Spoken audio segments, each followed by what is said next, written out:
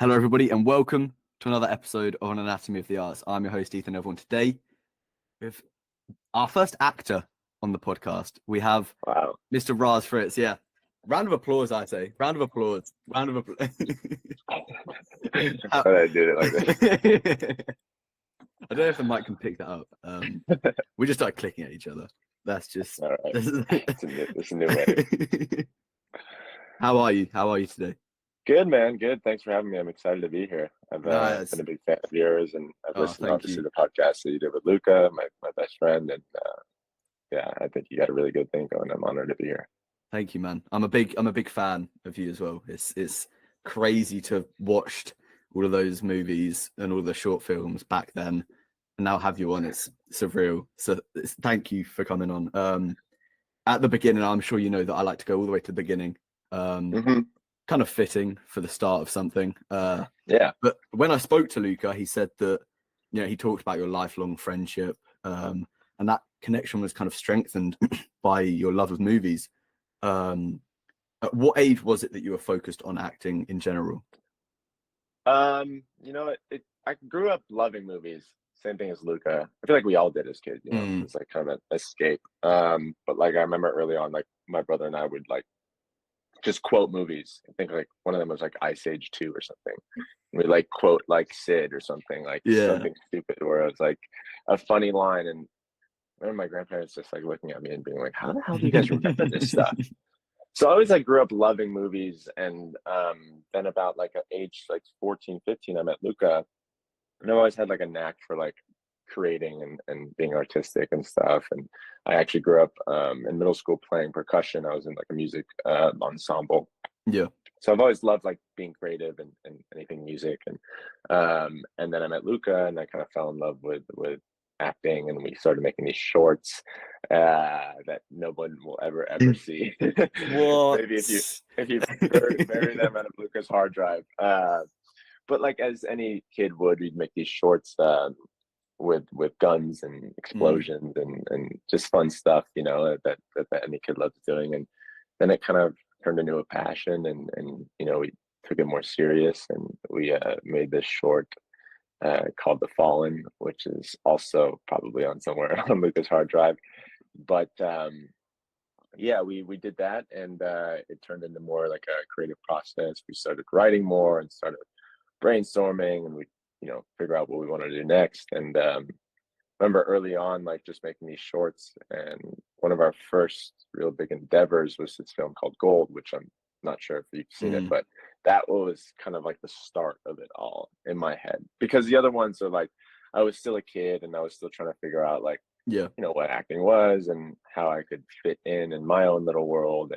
And but yeah, I think early on when I met Luca, we kind of had this knack to create together, and we loved. We actually met on video games. I'm sure he told you. Yeah, so like GTA. anything, yeah, and anything like, you know, we love just like storytelling, and we'd like just play games and do that to escape. And then we're like, well, we also love films and love watching movies, and we said, why don't we make them? So yeah, it started probably around age 15. But I remember in like middle school, I'd be like watching like theater, like the school play, and I'd always like look at them and be like, that's not me. Like I would never do that. I respected it a hell of a ton. And then, but like it just kind of turned into more like gradually I found my footing and I fit in. And I also was a little bit chubbier when I was little. And so like I didn't really feel confident in my body physically. So like, and even on camera, like as actors, we're all self-conscious. Like, you know, we're all like looking at ourselves in between takes to make sure our hair is good, or, you know, we don't have anything in our teeth, or blah, blah, blah. So I think that played a big part. And then I kind of, you know, found my way and found my footing. And yeah, I would say it all started when I met Luca, and I've always loved film, but that his friendship and our bond kind of really ignited that fire, you know? Yeah. What kind of films were you kind of interested in when you were younger? Because obviously there's like the classic cartoons and all that, but it's cliche, man, but I remember watching like Taxi Driver and you know, or like the Nolan films, like The Dark Knight Rises and stuff. The classics, like just stuff that is just timeless, and like 100 years down the line is like gonna be remembered, of course.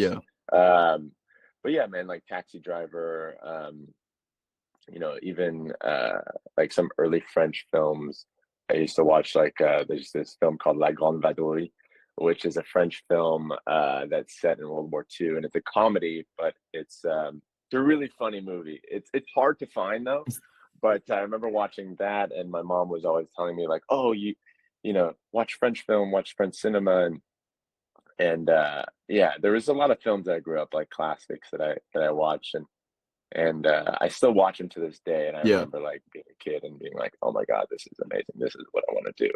But there's just like a certain level of just dedication that comes with that, and like watching these actors and watching these directors, and I'm just like, I want to pursue that, you know.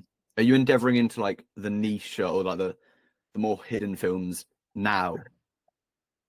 Yeah, I mean, there's a ton that are out there, and like Breathless is a film that actually Luca recommended me to watch. It's a French film, but like, yeah, there's a bunch that are. There's this new app called Letterboxd, you know it, right? Yeah, and of like, course. there's all these filmmakers that I follow, or like film critics and stuff, and they're always like posting new stuff. I'm like, what is that? What is this? What is that? Or even like watching, you know, films by like Wong Kar-wai, you know, and just the amazement of just like, there's such another other world with international films that like you don't realize that like is just, you know, all it takes is just reading subtitles. But it's pretty amazing. But yeah, I've kind of found my niche in like, you know, underground films or not so popular film, because there's a lot of inspiration. Everybody takes inspiration from everybody. I remember Tarantino said something about this film that I watched recently, and like, you see the similarities, you know, you see the similarities between these two filmmakers. And so I think it's important to like educate yourself on that. But there's so many films out there too where it's like it kind of gets overwhelming, and it's like, oh my God, there's like so much to learn. It's crazy. You know? What, now that you're like watching films, are you more of a critic yourself to like the actors? Are you more aware of what the actors are doing than you were when you were originally watching, or were you always analyzing those kind of performances? That's a good question. Yes and no. It's funny, I talk to like other actors, and like, I feel like there's a it's like a interesting thing when you like for me at least, when I watch a film like for the first time, I kind of just sit back and enjoy the story, you know. I like to enjoy the story and take it all in.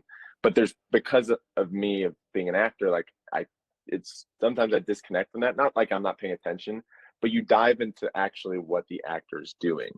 And then it's like, oh, like you really listen to the dialogue and pick up on like certain, like, why did he do this? Why did he do that? And like, there's certain times where I really try to sit down and focus on the performance, as far as like if I'm like playing a character and like somebody tells me, watch this movie, I want you to not imitate, but get inspiration from it.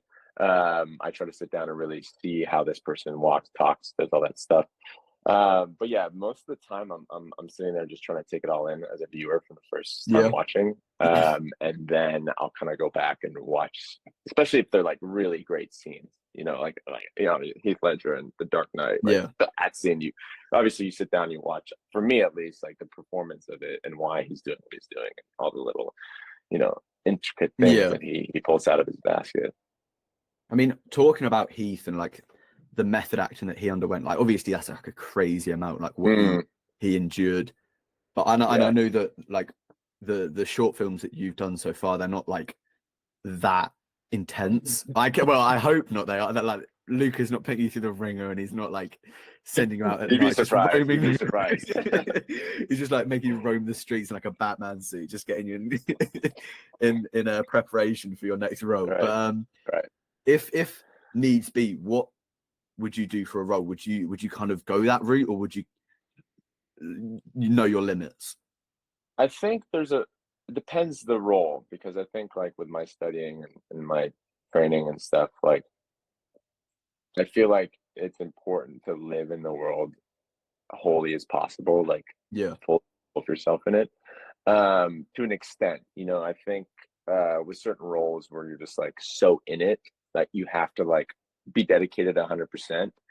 I respect it. You know, I respect it. Like Daniel Day-Lewis is one of my favorite actors. Like I respect his method. I respect his way of going about it. If that's the way he feels more comfortable and confident, then fine, so be it. I'm not going to judge that. You know, I'm not going to be like, you know, if that's, you know, because we're all here to make art, and I think that's like the important thing is like, why are we judging ourselves or others as far as like our technique and like how we're supposed to go about like feeling confident in what we're doing.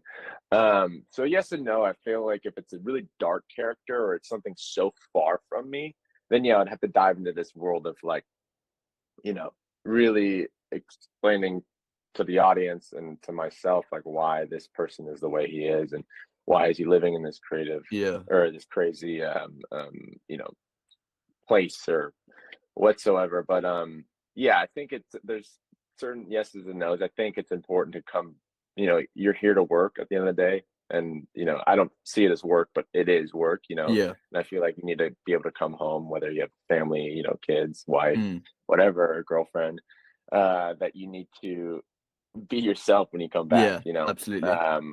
And I think it's a healthy way. You know, you should be able to get into character as easy as getting out of it in certain circumstances, you know. Yeah. Like with the Gold, I remember, because he's like such this like this lost soul and stuff like that, like I felt like I fell into a trap of like not being sad, but like, you know, it is a dark world, and it's like a kind of like you know, sad place to be in, and it's like you have to remind yourself like, okay, I'm playing this person, you know, I'm not, I'm Mm. Raz, you know, I'm not like, you know. Absolutely. So yeah, yes and no. I think it's, there's a healthy way of going about it, but I Yeah. respect it a ton. Yeah. I respect it a ton. Is it easy for you to kind of split that personal life from your career, or does that career then leak into how you live? Because obviously it's a Um, very intense industry to be a part of, and it's very, I mean, it is going to be overwhelming at times, but is it easier for yeah. you to kind of split that, or have you, like, what's your experience with that? Like as far as like like when I get into character, is Yeah, it hard yeah, getting out? yeah. No, not really. I think I try to incorporate as much as like peaceful stuff that I love doing on like a daily Mm. basis as Roz. You know what I mean? And that's like a Yeah, good balance. But I've never had to play like a psychopath yet, yeah. or not at least like, you know, some like a murderer or something that's like so dark and so like, Mm. you know, so that way like I don't really know how to perfectly explain like Yeah, why like this person would go into that like dark hole and stay in there. But I feel like for me it's pretty easy. Like I just do stuff that I love, and I feel like that's a good balance. And there are times like where it does slip in and I have to like, you know, yeah. all right, calm yourself down, or just like, you know, your Roz, like, you know, and with working, you know, like I'll work on something and then I'll go do something else and I'll see it like, you know, slip in, you know, that's like character traits or like, you know, thought Mm. patterns and stuff like that that I'll kind of notice. But Yeah. Now, had you had training before you kind of did these short films with Luke, or was it been all like a journey of education itself? yes, I mean, I remember when I met Luca, like I didn't really have any formal training. Like I said, I didn't go to theater school. Like I didn't, you know, Yeah. um, and so I remember when I was about 17 or 16, I decided to get an acting class, and that was Ivana Chubik's acting class. And actually, her daughter was teaching the youth program because I wasn't 18 at the time. Her name was Claire. Fantastic teacher. She's great. She's a sweetheart. And I remember just kind of like doing that, and I found like a good team over there, and they're really nice. Everybody was kind of fine. I mean, we're young actors, like, you know, you kind of find your footing. And Yeah. I remember doing my first scene. I think it was like a scene from like Good Will Hunting. It's like the scene where like it's him and Matt Damon, Ben Affleck, Matt Damon, and they're talking about, you know, he's like, oh, like he's like, fuck you, like, you know, I'm gonna be here for the rest of my life, but you have Yeah. something going for you. It's like at the beginning Love of the that film when they're scene. smoking. Yeah, Oh, they're on it's the great. Yeah, construction site. yeah. I think, And yeah. I'm playing Ben Affleck, and I was like Mm. scared out of my mind, dude. I was like, what the fuck? And but yeah, it's I think all great actors utilize training, whether it's like Yeah. from one school or it's from multiple schools. And but some actors I know that go their whole lives without training, and it's just kind of like a Second nature instinct kind that of they thing. have. Yeah. Yeah, and that's not a bad thing. It's like Mm. that's amazing. And I've kind of found my footing as far as like where I am now, as far as like my training and how I feel, and certain levels of training that I've been in, and certain techniques and stuff. And I feel like I've kind of utilized definitely not everything, but like I just kind of pick and choose from different classes that I've been to, and I just kind of create my own technique. And I feel like it's different for every character as well. Like, you know, it's something that I have to kind of look into and be like, okay, like this time I'm gonna go into like my personal life. This time I'm gonna use my imagination, you know. So yeah, definitely I hopped into training when I met Luca, and we started making these short films, and just kind of been in and out of class for the past 7 years, which has been great. Yeah. I mean, yeah. Obviously, for people that are first going into the industry, it's going to be daunting, that first class. But from, you know, that first kind of class, were you auditioning, or were you going to auditions outside of what the projects you were doing with Luca? That's a good question. I was basically kind of, when I was about, I think it was 17 or 18. A lot of these agencies too, they're like, oh, like, you know, it's hard to get in as a youth, you know what I mean? Like a lot of these agencies are like, oh, we were looking for 18-year-olds or whatever. And at this time I was like 17. I got a commercial agent, luckily through my dad, and basically was able to start auditioning for commercials at like 17, 16. And I didn't have a theatrical agent, which is another monster to tackle. You know, getting commercial representation is hard enough. But yeah, I was luckily and fortunate enough to be able to be going on auditions for commercials, and yeah, I think it's important to be able to. Well, we're lucky also too. We're so fortunate enough, like in this age, like you can self-submit for stuff, like on Actors Access and like Breakdown Services has some phenomenal ways of being able to cast people.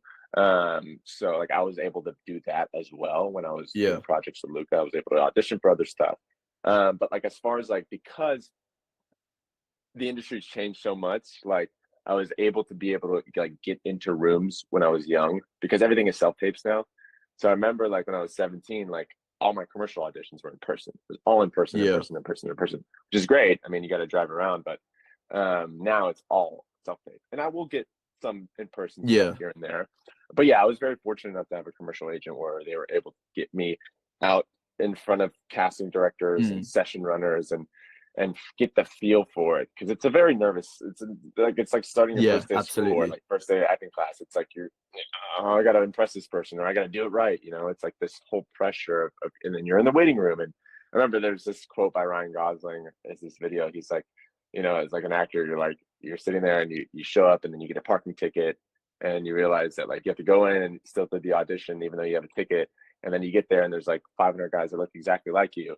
And then you get in there and you hear the other guy that's going right before you, and they say that like they're clapping and they're like doing amazing. And you get there and like you have to do something different now. It's like this whole thing, and it's true. I remember being in waiting rooms and commercials and stuff, and there's like 30, 40 guys that look like me, and I'm just like, you know, it's a nervous thing, man. It's like, but you have to get over that. Like, there's one of my teachers told me a really important piece of advice. Is like, you know, you are you, and that's the most important thing. No one's going to have your thoughts. No one's going to have your, you know, someone may look like you, but no one's ever, what's happening inside is all you. And there's nothing, nobody can take that away from you. So that's super important. Has that ever gotten easier for you? I mean, obviously you've been in the business way longer than you were back then. Had that, now that you're going to auditions or so submitting self-tapes, which is going to be easier, I guess, but has that ever gotten easier for you? Has it ever been easier to deal with? Yeah, for sure. I think, you know, like with self-tapes, there's pros and cons to it. I always tell people this, like the con is that, or the pro, I'll start with the pro, is that you have as many takes as you want, and you can basically take your time, and you can really focus on what the scene is and work on it. And usually, luckily and fortunately enough, these self-tapes, like the deadlines have been extended way more than they have been. I think like with SAG, I think they like also passed a new law or whatever that like you have to have self-tapes be at like a minimum like 72 hours now. Like I think you can't like, or something like that, where like you can't have like a 20-hour turnaround or something. Whether that's, I mean, if your agent submits you like that late, then yeah, sure. But I think like when the breakdown goes out, like you can't have it like, oh, we need tapes back by like, you know.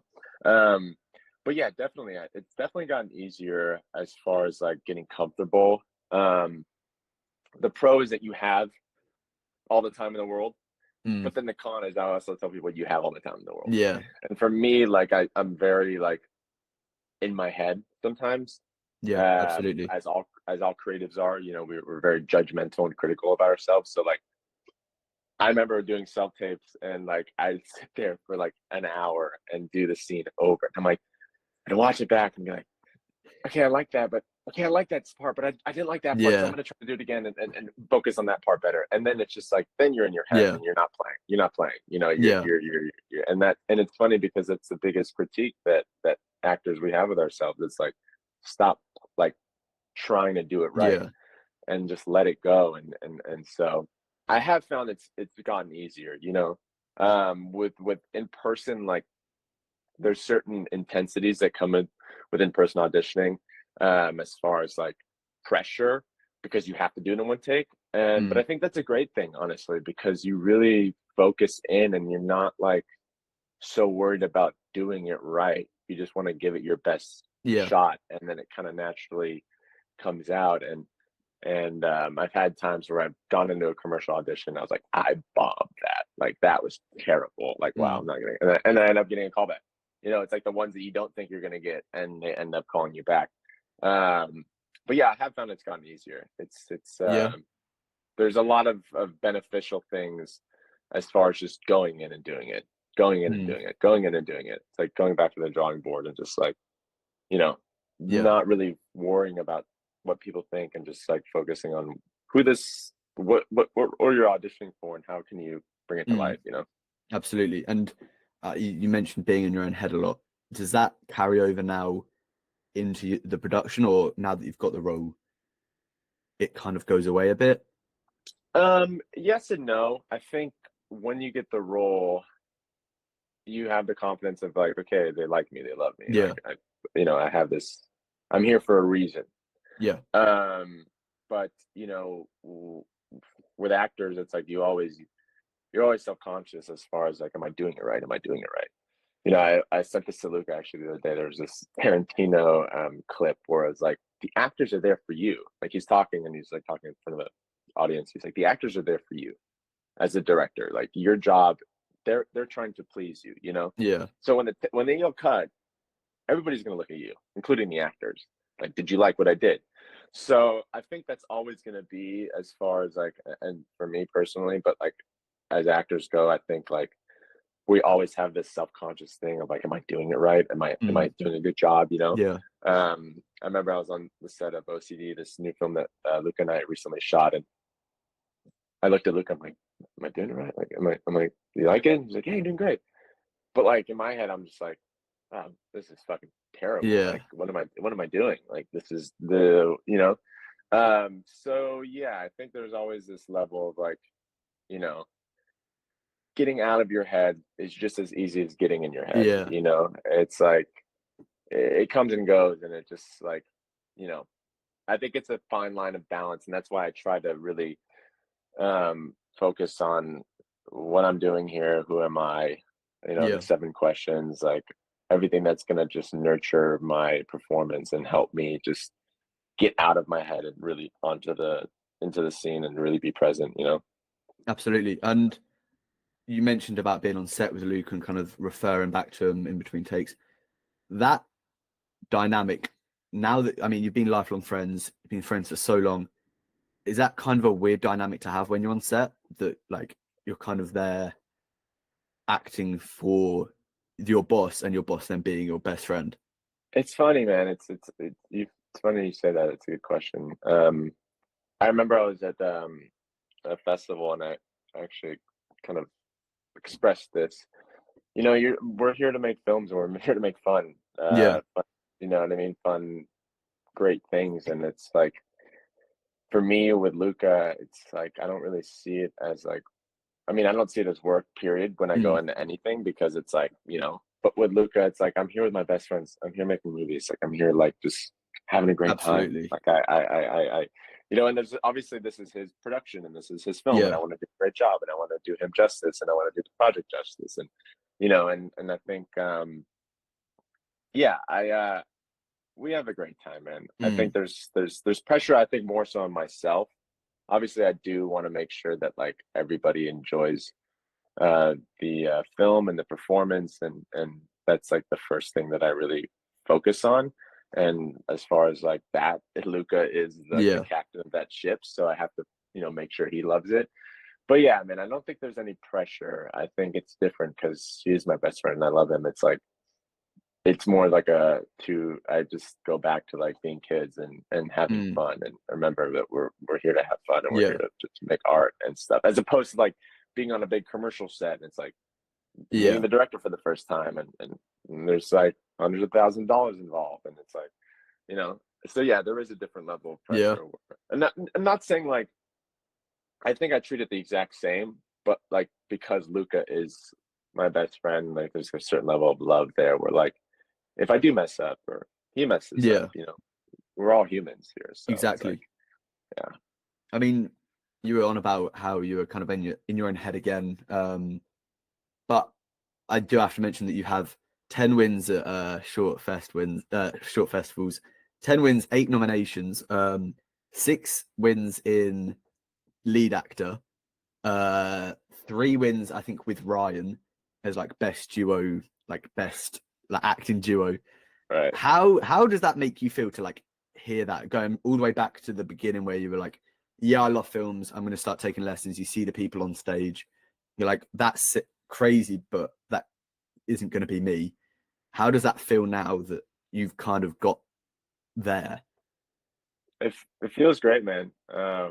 It's always nice to be recognized for your work, because as actors we're all self Yeah, judgmental and just like in a weird place.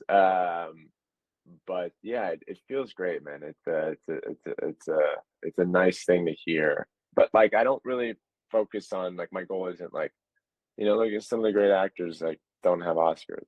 Johnny yeah, Depp. yeah. Leo just won his like nearly 10 years ago, which is crazy to say. 10 years. Yeah, I think it was in Jesus. 2016 or 14 when he did Covenant? The Was it? Revenant. Yeah, Revenant. That's Revenant, the one. Revenant, That's the one. Revenant. That's the one. And for the longest time, he didn't have one, So I Mm, think it's important to like know, like, it's nice to be recognized for your work for sure, but like also, it's so much more than that. But it doesn't is sig- nice, like, yeah. Yeah, But it's a nice thing, and it's I really appreciate people, especially at the festivals, taking the time to watch the films mm, and giving their honest critique on it. And I'm very honored to be on that list as far as people getting yeah, nominated and winning. absolutely. Like I'm even not honored to be nominated and just be amongst great artists Yeah. and winning. If that comes with it, then thank you so much. It is good. I think we Yeah, need that to like it's a reassurance thing. keeps you going. Yeah, exactly. And I said about your partnership with Ryan throughout all of Lucasfilms. There's that it's like an iconic partnership now. You've got Yeah, Harry and Meghan, you've got Raz and yeah, Ryan. yeah. How did that duo come about? I mean, I know that Ryan is now engaged to Luca's sister, cousin, same, yeah, cousin. But you hear actors, you hear like Cillian Murphy talk about Robert Downey Jr. and say that the partnership there took months of work and getting to know each other as actors. How did that connection come about? Because there's also the actors that would say, yeah, it was an instant connection, we kind of got each other. Does each movie bear a different inflection on your relationship, or has that connection always been there, or has it been nurtured? How is that? I love Ryan. He just started acting recently. We did a film called The West of Calico, Mm, which is in 2020, um, which is a great film, and for his first film, he was tremendous. yeah, And so I really commend him for like the lengths he's gone. And I know as an actor, it's not easy to put yourself on screen, and yeah, it's not easy to be in front of the camera for the first time. And it's not, you go through things, but with him, like it's like he is my best friend as well, and mm, and like I just it's funny, when I did the Valley with him, I had to hate him in that. And I was like, fuck, I gotta hate this guy. I'm like, fuck. Yeah, and then we did Frenchman, which I had to love him, and we were two stoners, and we just, there's like this bond to it.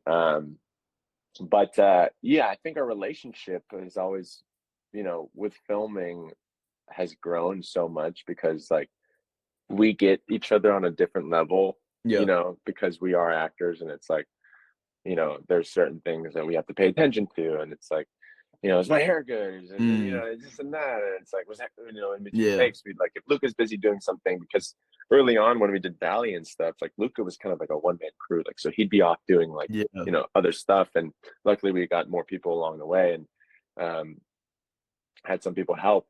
But like, me and Ryan, like when Luca was doing stuff, it's like, was that good? It's like, I think you should, maybe we could try doing this take like this, and stuff like that.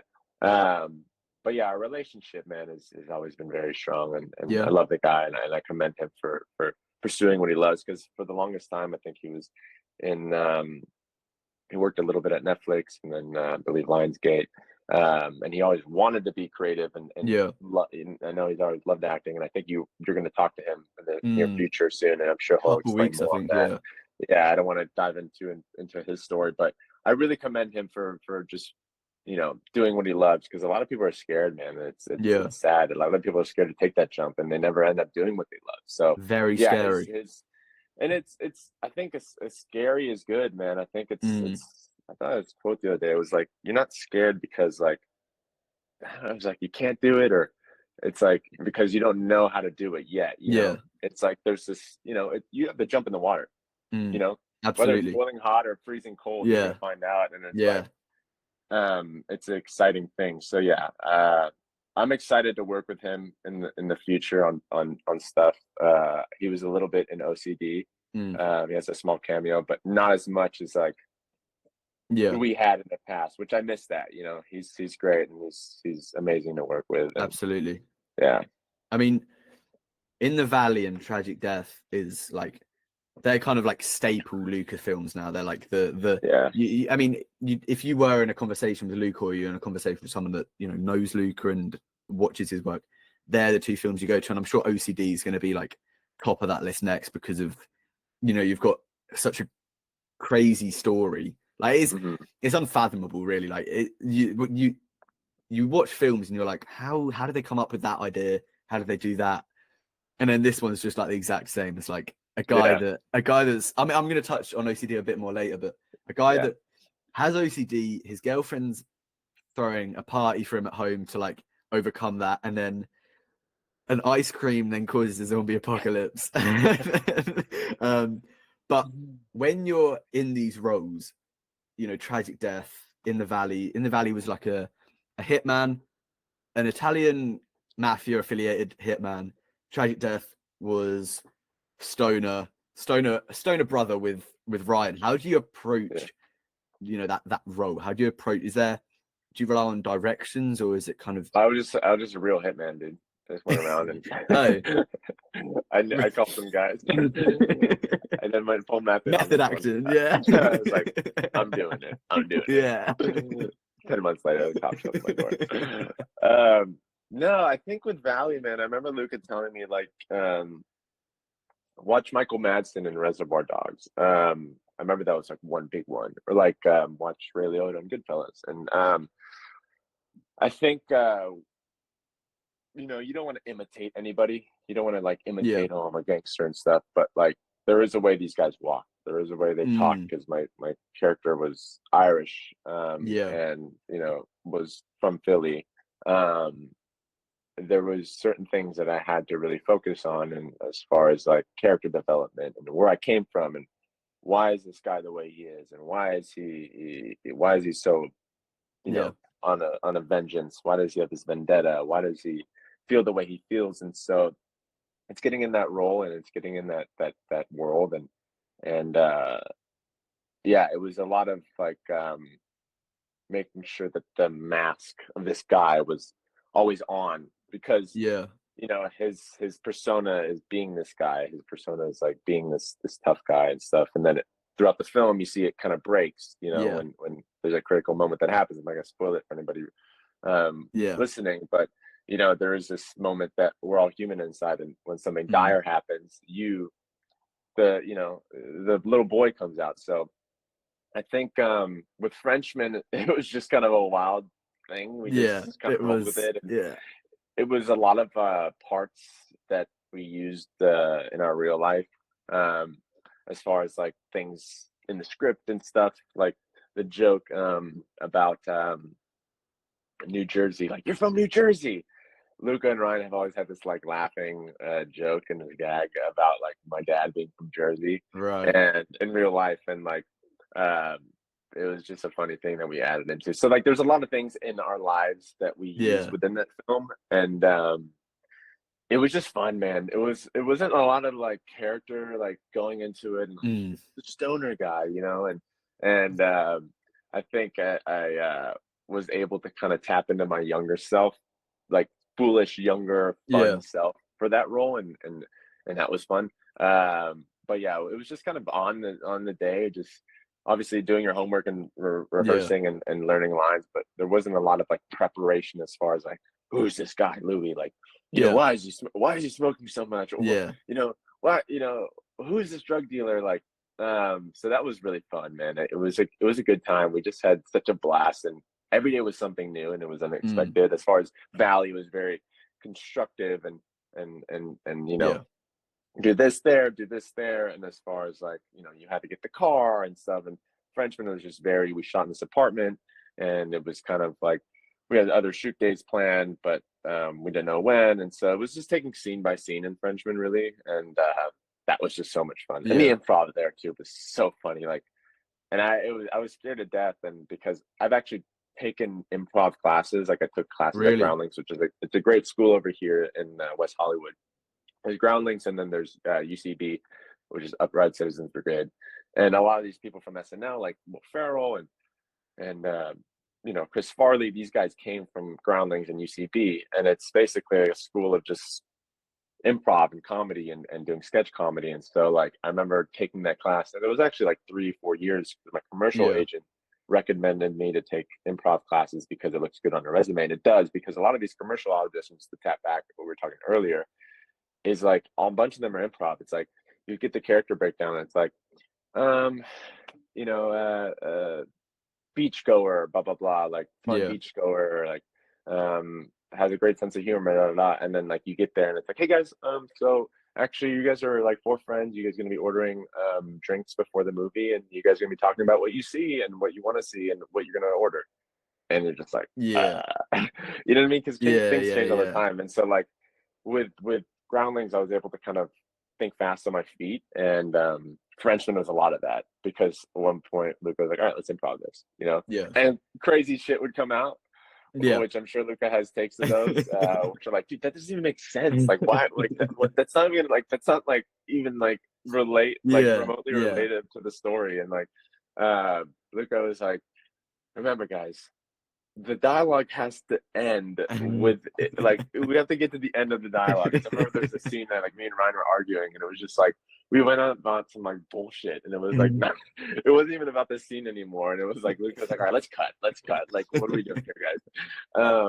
So yeah, Frenchman was a wild ride, man. It wasn't as much as like certain preparation as far as Valley, but it was just another kind of other world to like tackle, another fish to it was fun. I think you can see that, like, when you're even when you're watching it, even if it's like constructed to how Luca wanted it, like you can just see that the craziest shit comes out of that movie. And I said this to Luca, it was like probably the first and only time until now I'm going to mention it. It was like, what is it? Chernobyl nuclear, like Titty Milk. Titty Milk, like it's just like crazy. And there was certain things that Luca came up with, like, maybe we shouldn't use that. I can imagine, like, it's like you can see it when you're like watching it as well. Like, I think in the Valleys, in my opinion, in the Valleys, more of like it has that more like timeless feel to it. It's more like storytelling. Tragic Death, I don't know if you know, like, these who I'm trying to think of, like, there was a group of actors, and they'd do like, there's one of the films is End of the Fucking World, There's one of them Oh, feel like with Hot Fuzz and Shaun mm, of the Dead, yeah, that right? With yeah. Simon Pegg and Nick Frost. Yeah, like that kind of Yeah, film where it's like yeah, mates together making a film. yeah. Like you can see Right, that when you're right, when you're right. watching that film. It's funny you say that, man, because people always like ask me like, "Oh, which French?" I always say like, "Oh, it's kind of like Pineapple Express meets," and I'm always like trying to figure out another movie. But it's funny you say that, man. I could really see Shaun of the Dead now. Yeah, And, like it just kind of clicked with me now. It's like, wait, it kind of does remind me of that like is it like yeah? British humor, and it's like I don't know, it's amazing. It's the French coming out of you. It's It the is, it European is, it's it the is, European it is, side it showing is, the it is, it Americans is, it is, it the is, it humor. is. Yeah. But when you're talking about improv a lot, do you enjoy improv in the sense of like if someone was to go to you, improv this scene or whatever, I don't know the scenario, but improv that, would you be happy to do that, or like would you kind of be like, Well, give if me a it's the second? director telling me, I probably don't have a choice. Oh shit, I gotta go.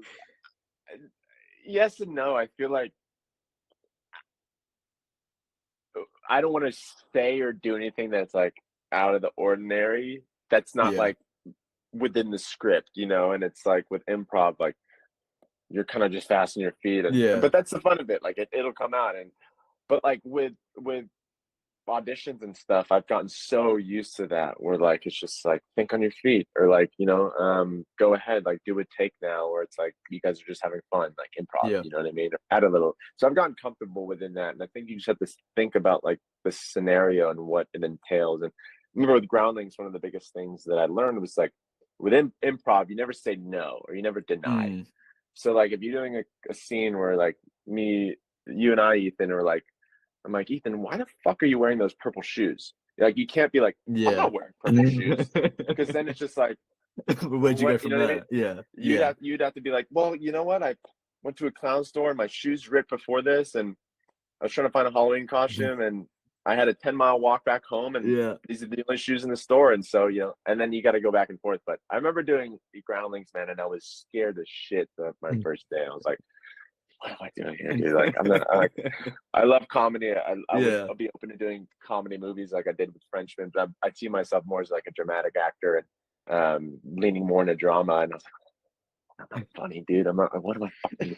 And it was like 4 classes, and it was like, or maybe 8. I don't remember, but it was like within a span of like 2 weeks. I think maybe it was like 2 classes a day, or like once a week for 4 weeks, mm, or 2 classes a week, or once a week for 4 weeks. And I remember the first day, everybody was just like very nice, but like, and by the 8th class or the 4th class and then the final class, everybody was just like this, dude, because you're so vulnerable when you do comedy, and like I remember I was doing a scene where like, it's a really fun class. I think as just not even as an actor, and there were some people in there that weren't even actors. Like some guy was right. ex athlete or something, and he was Oh, just right. like wanted to do something fun, and and I remember I was doing a scene because most of the time you go into to class and you'll start off with like warm ups, and then you do like these improv scenes, and usually it's fun because the audience, like fellow classmates, will give the 2 people up on stage a scene or a scenario, and then within that the teacher will kind of play around with Yeah, it or whatever. But I remember I was doing a scene where I was like a pirate, and I was like at the mass, and I was like and I said the most stupid shit. I can't remember what I said. It was something outrageous where I was just like, wow. And then the whole class started bursting out laughing, because it's like, that is the stupidest shit yeah. ever. Like, first off, a pirate would say that. A pirate would not say Did you that. have the accent and everything, or is it just I the was, yeah, I had the eye patch, and I had the whole the thing going. parrot just there? Yeah, Yeah. exactly. This right here. But man, it was a great time, and so like I found within that like a little family, even though it's like so much of that confidence with improv comes from that class, and the things that was taught there. And I think it's comedy is just you have to kind of roll with it, and especially with Yeah, improv, it's like you can't be in your head about it, and it's just like whatever comes out comes out. And thankfully enough, with commercial auditions nowadays, a lot of it's like, okay, improv this or improv that, or okay, do this take as scripted and then do an improv take.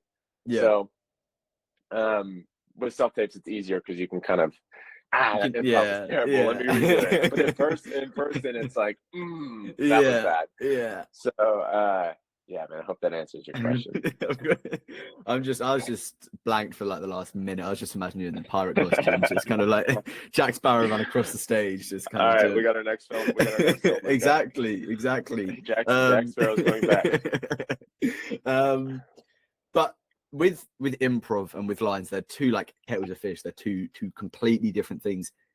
In your opinion, in your like, for everything that you've done, what do you prefer doing? Lines or improv? I think lines, man. Yeah. Improv, I think, will stay, as far as memories, will stay within me more. Because it's like there's certain things that happen where you're just like, wow, that was outrageous. Like, I'm never gonna forget that. But with lines, it's like I feel more confident because I feel like there's a structure. And as for me as an actor, like I like structure. I like knowing where I need to go and how I need to get there.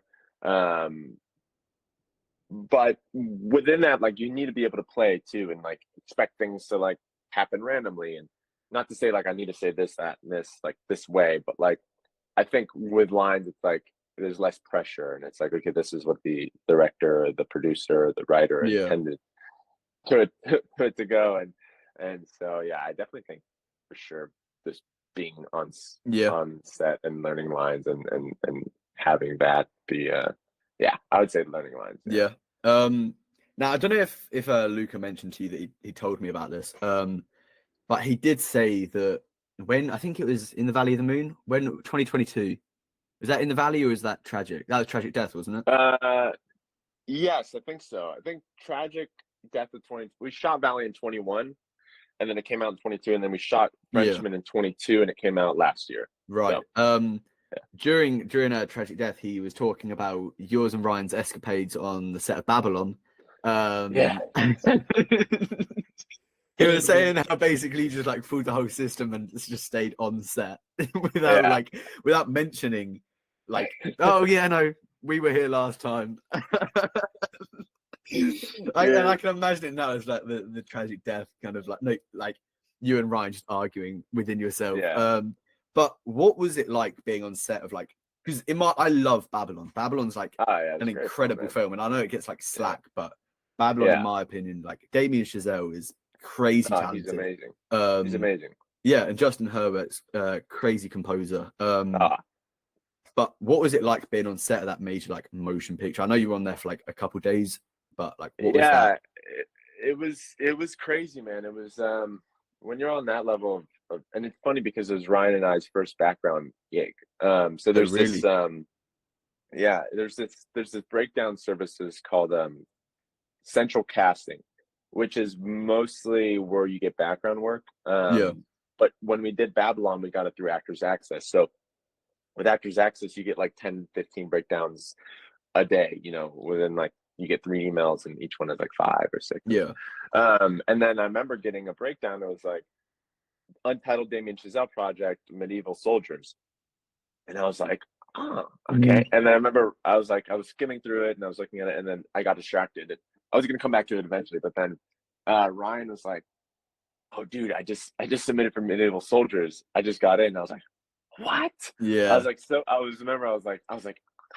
trying to get into it. And then I remember I submitted for it, and I was like, I'm not going to get on this shit. I should have submitted when I had the chance.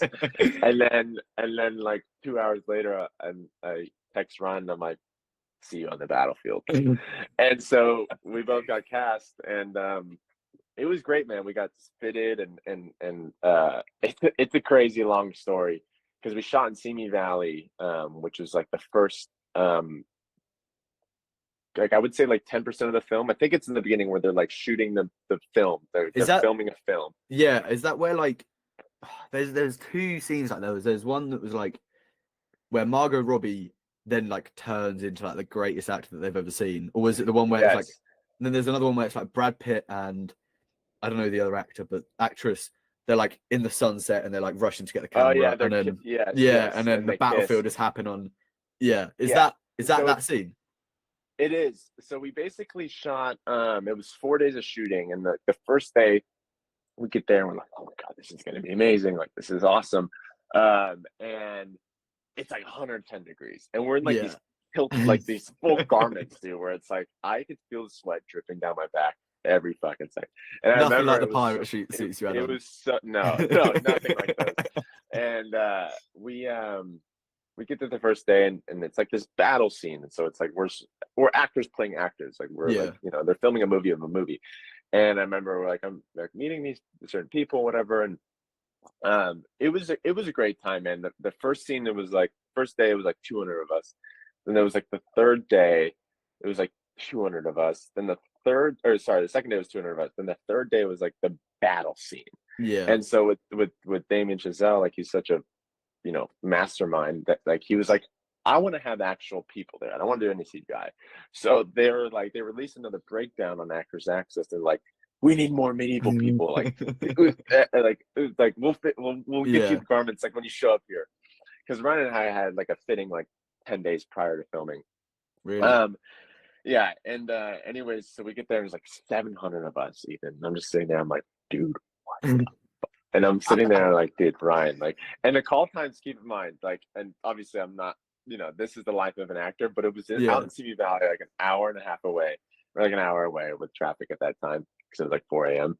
But it was like 4 a.m. call time. Then we'd wrap it like, and I remember it was a battle scene with like 700 of us. And every day when you're off set on a big production like that, you have a sign out sheet, like you have your sheet to get your waiver. Yeah. And like you have to wait in a line because, you know, and usually they have these PAs that are signing everybody out. And usually there's like multiple of them. But like I remember we shot and it was like we shot at like, I think we wrapped at like 12 p.m. the second day, got home at like 2, and then the call time for the battle scene, because there's so many people, was like 3 a.m. So we got like 2 hours of sleep. I remember Ryan, I was so knocked out. I set up like 4 alarms, but I was so knocked out because I'd be coming home with like dust in your eyes and like snot dripping out of your nose, and like it was just like this like intense thing. And I remember Ryan like it was like the third day we had to get up super early, and Ryan's in my room at like 3 a.m. My mom's like, Ryan, wake up, Ryan's here. And I'm like, what? And I open my phone and there's like 45 missed calls from Ryan, and he's like, dude, I'm out front, because we were carpooling, so he would drive one day. And I was so knocked out, I was like, holy shit, I gotta get up. And so I just put my garments on, and it was the longest day out of all of them. It was like a 15-hour day. We shot, and it was like all these people, like they had like, and it was kind of funny because it was like they had like real Navy SEAL, like ex-military guys, to like round up all these extras, because there's like 700 of us, so they needed people that could like really take command of like, so there was like these dudes just like, let's set up, everybody, if you're in group A, you're gonna go holding now, if you're in group B, we're gonna shoot this scene. So it was literally like insane. And for our first background gig, dude, it was like this huge thing where like I learned so much about like just being on set, and like, and then fast forward a little bit, like 2 months later, which is that story Luca's telling you, we're like, no, we haven't been on this set before. It was like this movie theater scene where and it's funny because in the first scene with the medieval, like with the kissing scene with Brad Pitt and stuff, on the medieval scene we're like, oh, we're gonna see Brad Pitt, we're gonna see Margot Robbie, we're like all these people, and I think we didn't see anybody, and the first person that we saw was like Max, I'm gonna butcher his name, Max Mingala or something, forgot his name. Is that who he is? The main guy? Is that the main guy? No, he's the dark-haired guy. He's a very well-known actor. But he was the first face I kind of recognized. I was like, oh, okay, I know that guy. But me and Ryan were expecting, oh, we're gonna see Margot Robbie, Brad Pitt. And like, I remember in the middle of the battlefield, they're just standing there. Yeah, I remember in the sunset scene, we were up and we were sitting down, and we're all in the background, so there's that shot and it pushes in, and Brad Pitt and her kiss, and we're like sitting there, and it's like our first day, and we're like, there's like these people, we know they're shooting up the hill, but they're like minuscule. We're like, who is that? And some guy and as an extra was like, it's John Voight, and we're like, oh my god, it's John Voight. And it turned out it wasn't John Voight, it was actually Brad Pitt. And we're like, oh my god, it's Brad Pitt, because somebody, I don't know how somebody knew it was him, but anyways, he was so small compared to that. But like, me and Ryan were like, on our last day driving home, we're like, this is an amazing experience. We're like, man, we didn't even get to see any like famous people here. Like, we didn't even get to act in front of any people.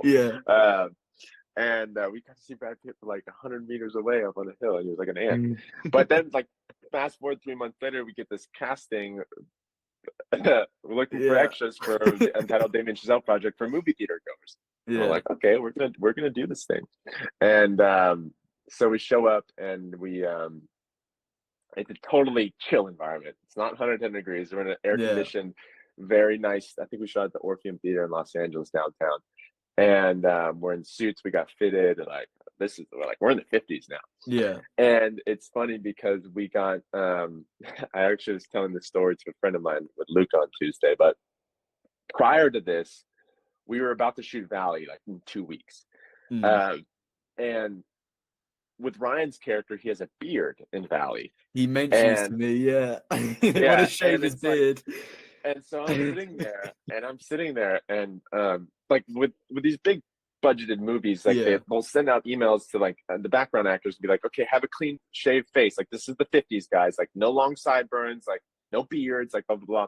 And Ryan's like, fuck, like I'm supposed to have a beard. And he's like, it's like, Luca, they want me to shave for this. And Luca's like, okay, well, like how long is it gonna take you to grow out a beard? Like, you know, we need to shoot. Like, he's like, I don't know, like, you know, I grow facial hair fast, and like he's like, maybe 2 weeks. And Luca's like, okay, fine, that's fine. And he's like, you know what, look, I'll tell you what, I'll like, they want shaven, but I'll do like a 5 o'clock shadow. Like I'll do something where it's not like completely shaven, but like it gives me a little like, you know, leverage. I can grow it out maybe quicker if it's not completely shaven. Anyways, we get there, and there's like 7 or 8 makeup artists, because there's like not as much as us in the battleground scenes in Sing Valley, but there's like 200 of us still, or like maybe 100 of us. There's like 7 makeup artists just like going through the extras. And I sit down, and I was supposed to have sideburns for Valley, and they're like, oh, you need to shave those. And I was like, okay, I'll like shave them. But I knew in my head I could probably grow them out fast enough.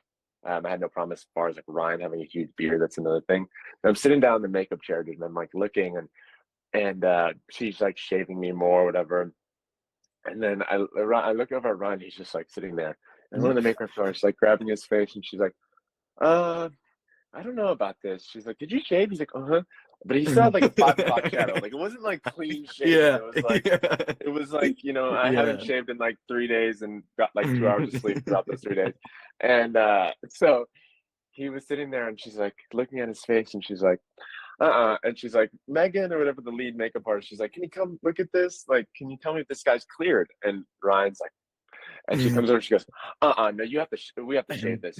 And Ryan's sitting there going, oh my God. Because he's like, I'm going to fuck up Valley right now. I'm going to fuck up this whole film.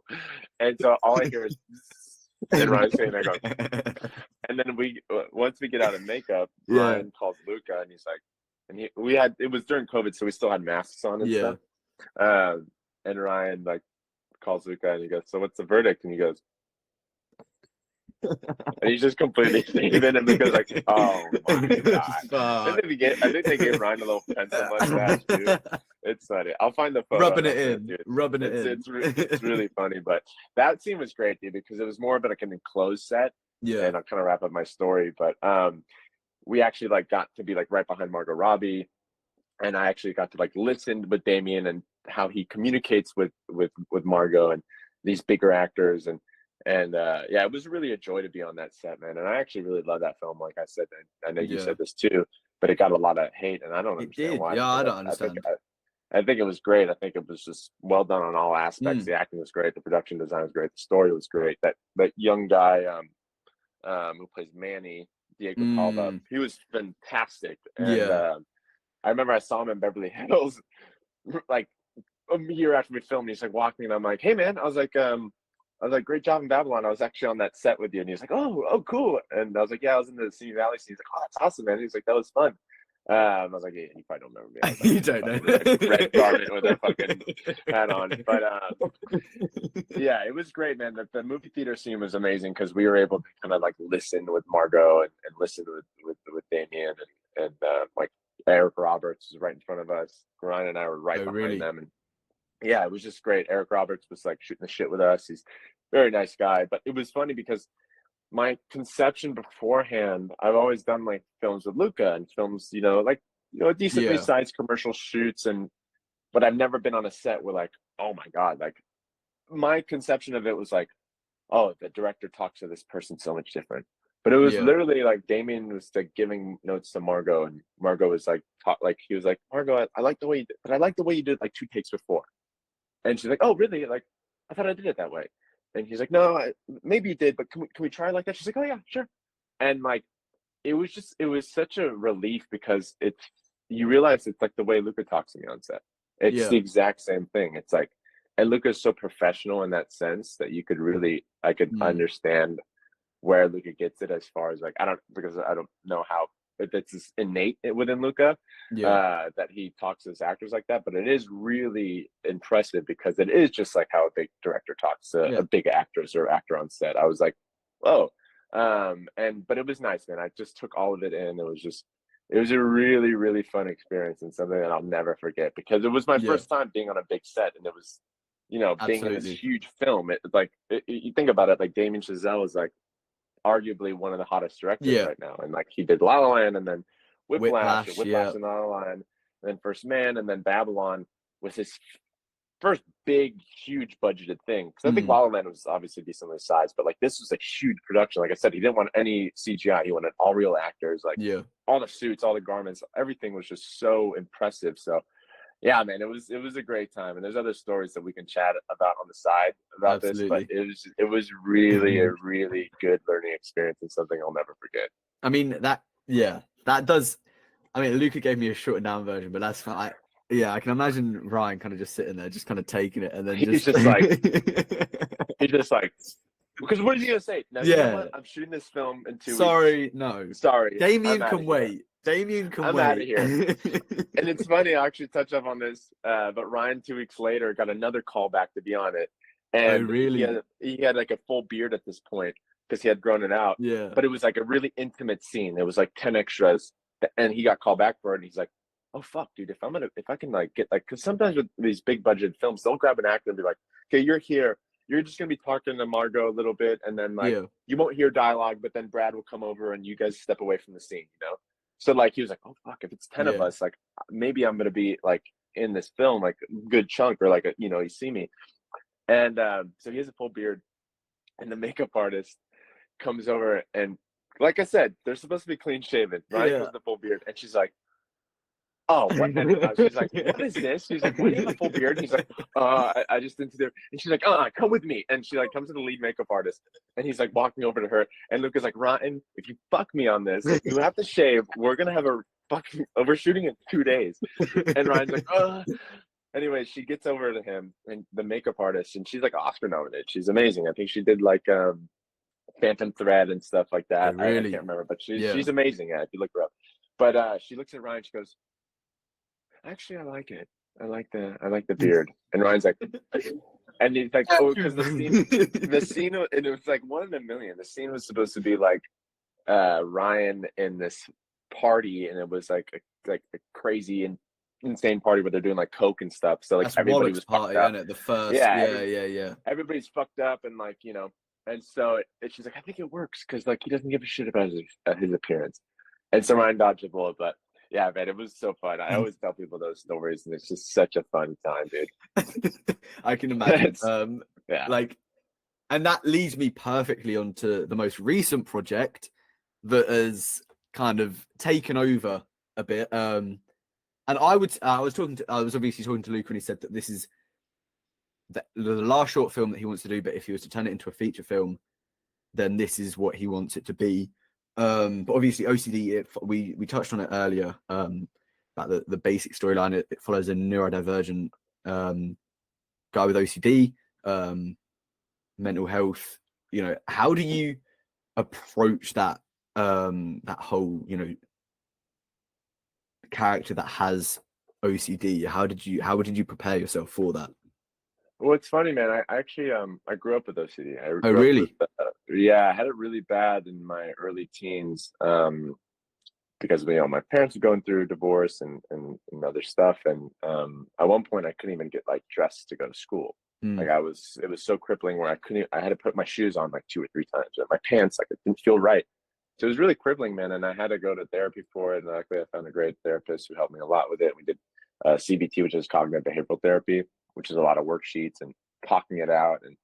And I was really opposed to medication. Like I did take it. I was on Prozac, but like such a low dose, and that helped me. But yeah, I think I just had a pull, and now like I still have it because it never goes away. You know, Yeah, it's like anxiety. I think it's like up there where it's like, well, a lot of people absolutely. have it, Yeah, and it's never, and it depends if I'm anxious that day or if I have a lot going on, or you know, like it'll come and will go in waves, and sometimes I'll have it a lot, sometimes I'll have a little. But yeah, I had to kind of tap into this like insane version of myself as far as like neurotic and like my head is racing yeah, 24/7. Because now it's like it's controllable. Like I'll get obviously some compulsions and I'll yeah, still have my rituals. You know, I like to do stuff in numbers sometimes, but with Owen, it's like this like poor guy, dude. Like it's like yeah, I had to tap into that like 15-year-old self of mine who couldn't get his shoes on to go to school, and he's like, you know, sweating and this like in a freaking cage. And so yeah, there was a lot of just tapping into like my personal life as yeah, far as like how does this person feel and how does he get to where he is. And yeah, you know, I think with OCD it's like it comes in all forms. Like me and Luca have touched on this a lot. It's like it's not just about being neat and clean, like being clean and stuff, because for me it was never about that too. Like I was never, I mean, I am a clean person, but like, you know, if my phone wasn't like this, yeah. I didn't have to like have it straight, or I didn't have Your to have all my stereotype pencils. kind of, yeah, Yeah, and that's what people think. It's all about neat and tidiness, but yeah, no, it comes in forms of. And it's a lot of it is about like just having these intense, you know, obsessions over things that are like insane. You know, yeah, like making sure my OCD just kind of stemmed from like making sure everything was going to be okay. So like that in itself was kind of like Owen, because Owen doesn't want anything bad to happen and wants everything to be okay. And when you watch the film, I don't know if you've yeah, seen it already, but when you do eventually watch it, I'm sure Luca will get you a private link soon. It's this guy's just trying to make sure that nothing bad happens and his world is like, you know, safe, and he cares about the people he loves. And that was kind of the big thing about me too, is I was doing all these rituals because I didn't want anything bad to happen to like my loved ones. So in and of itself, it was really, I'm not going to say easy, because I had to go back into that crazy world. And it's yeah, like I said, we were touching on that earlier, like disconnecting yourself from the actor. And yeah, so while the process was happening, I remember I'd go home after filming and I'd have these kind of like things, or like be really anxious because I was living in that. Um, so it was work, but also not. Like it was kind of yeah, like I kind of had to feel myself back into that world and remember how that was. Um, but yeah, it was really intense. When you watch the mm, film, there's certain scenes where it was like, yeah, this is like poor guy, dude. Like this is, and it's sad because people go through this like yeah. all the time, and it's like it's a really dire thing. Um, but yeah, it was a lot of preparation as far as like diving into Raz again, like Yeah, who I was at that kid and how I can touch. Because I also wanted to do it justice. Like, you know, my last worry was someone watching the film and being like, "That's not what OCD is," or like, yeah, "Dude, you're portraying it bad." And I remember being on set, and you know, we were doing a scene it's right in the beginning of the film where Owen is like organizing stuff. And I remember I was like, Luca, is it like coming across? Like, is it coming across that like I'm having my like compulsions and my OCD tics? Because like I said, I don't want people to also think that like OCD is just like yeah. cleanliness and having everything straight. He's like, it's coming off, dude. It's good. So, um, yeah, it was really fun, man. It was a lot of intense scenes, but in the end, it paid off. From what I've seen, it's a Yeah. good flick. It's really Yeah, nice to hear someone be kind of open about that kind of side, because it is like being inside your own head, you know. It's not all yeah, about the stereotypical. It's kind of shedding, and to hear you talk about a completely different kind, not strand, but like avenue that it took for you is it's great to hear. It's nice to be reminded that not everything's the same for everyone. right, And that right. even for someone like you, that, you know, I'm sure there's people that look up to you as an actor. They see you in the movies, they think you're great. I do, and No, to I hear you kind appreciate of it, be man. like that open about it is really nice. Yeah, But I yeah, it's amazing to hear. With, because obviously OCD, big cast, Baby Ariel, Stephen Ogg are both in it. How was it kind of being alongside Stephen, because he's kind of like he's a mountain of the industry. He's Yeah, yeah, and I was saying to Luca, you know, I was saying to him it was cyclical because you both met playing GTA 5, and yeah, then you're like there with Trevor, just chilling. yeah, How yeah. was that? Were you intimidated by performing next to him? How was it for you? Yeah, you know, a little bit, but not to the extent that I thought in my head I was. Yeah, You know, I really got there and you know, I talked to him for a little bit and I actually know a couple people that know him because I was telling them, I was like, yeah, I'm doing this film with Stephen Ogg. They're like, wow, yeah, you're doing a film with Stephen? And there was this casting director, a friend of mine named Chadrian McKnight. And he was like, yeah, I know Stephen very well. He's a great guy. You can have fun. And so with that, like, and I remember Luca had met him prior and was like, he's a great guy. He's just a very, you know, he loves the things that he loves and he's very peaceful and you know, he's very easy to talk to. And so when yeah, I got the set, I didn't really feel any pressure, man, because like in some way, like I felt like there was this connection where like I kind of like not knew who he was, but like we're here to play it, man. We're both yeah, like, you know, here to create art and I don't feel any pressure. Like, you know, there is a certain intensity of like, oh, I got to get it right and I have to do, you know, and I don't want to fuck up for him and I don't want to fuck up for Luca and like, but it is just such a pleasure and I'm so grateful to be able to like act alongside him and because he's so good and so meticulous and there's so yeah, much stuff that I was picking up on when I was reading with him, even off camera. I remember we were doing like a single of Steven and I was off camera and I was giving him my 110% because I feel like even if I'm off camera, like yeah, that's just who I am as an actor. Like I want to give that person 110%, like how I would if the camera was on me. But I was sitting there and I was looking at him and I was acting, but also kind of when we go back to like looking at films and looking at it for the story and then the acting perspective, I was acting with him, but also I was like, because the camera wasn't on me, I was like seeing the little things that he was doing, like the subtle things that were just so astonishing. And yeah, I think yes and no. Like, you know, he's so tremendous, but also he's just a human. yeah, And I remember we were sitting down and having a lunch break at like 1 p.m. because it's what they or 1 a.m. That's what they call it. yeah, Like let's break for lunch at 1 a.m. Huh? Because we shot at like 5 p.m. So yeah, and I remember sitting down and talking with Steven and we were just talking about films and I asked him, I was like, you know, is there any advice you can give to me? And you know, he told me some wonderful things and he like Luca had mentioned, he just wants to do great stuff. So whether it's on a $10 million budget film or yeah, like our film, you know, a small budgeted film, a short film, he just wants to work with great people. And I think he really did recognize that when he got on set.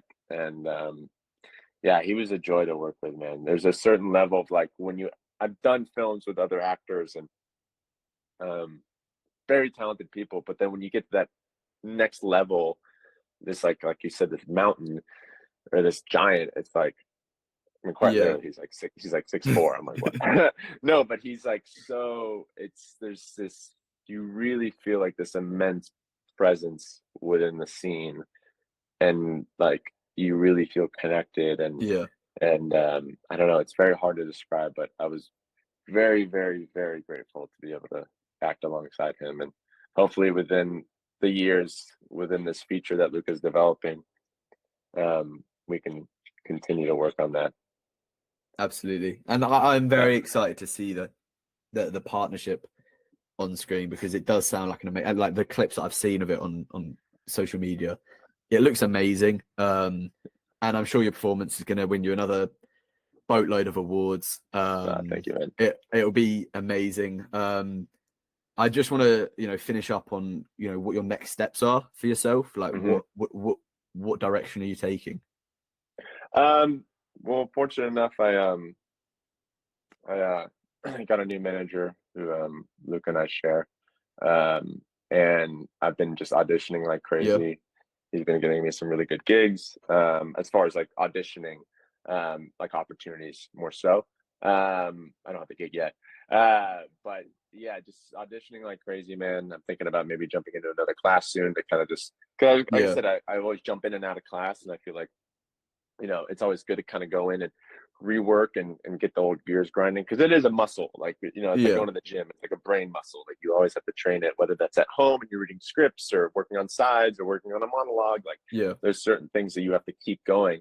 And that for me right now is just these auditions. Like, I'll get these auditions, and sometimes they're like 6-page auditions, like 3 scenes, and it's just like, all right, let's get this going. So man, just auditioning and working like crazy, and hopefully with this feature that Luca's developing, and that will be another big thing that's in the future. But right now, just trying to land some other gigs and work with really other creative people that want to do great stuff. And yeah, I'm excited, man, because now I have these opportunities that could really like get me to the next level of where I want to be as far as an actor. Because I am 25. I am doing like great things, but you know, I want to keep working with these great people and keep doing like things with my best friends and just have a great balance between the two. And I know it'll come soon. So I'm learning to be Raz and learning to be myself and do great stuff and enjoy the process, because it goes by so fast. And sometimes, like, you know, I got to remind myself to have abundance and remind myself where I am and why I'm here, you know? Yeah.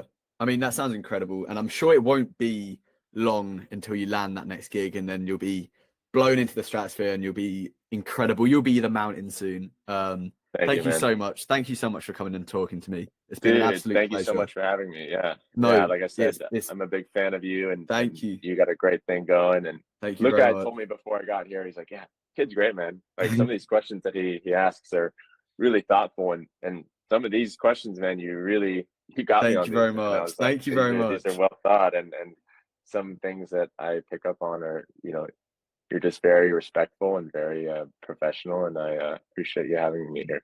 Thank you so much. Thank you to everyone that's listened. Thank you to Raz again. It's been an absolute pleasure. Oh my God, I can't speak. Absolute pleasure. Thank you everyone for listening. Bye.